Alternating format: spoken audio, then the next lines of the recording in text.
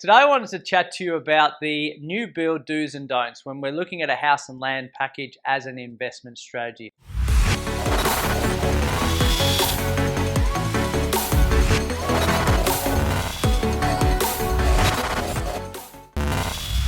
So the don'ts are basically the opposite of what I'm about to tell you to do.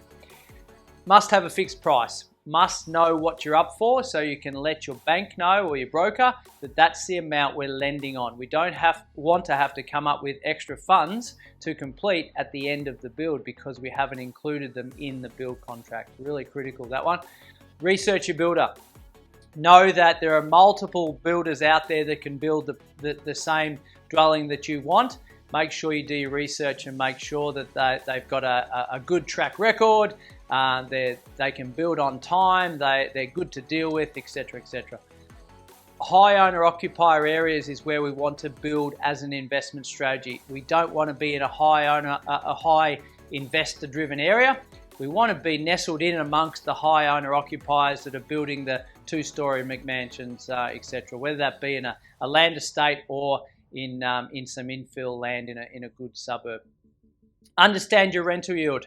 Knowing what it's going to rent for on completion is also a critical part of this process. You should be in today's markets getting probably a 4% gross yield as a minimum.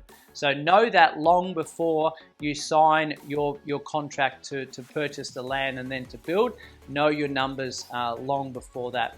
And then the final part of it is your inclusions. Make sure you're not overcapitalizing in the area that you're building in, but you're not undercapitalizing. Now, what I mean by that is you don't want something cheap and nasty just so it becomes a nice, affordable property to build, right? You need to get that middle ground so that in 5-10 years' time, it's still a good quality property.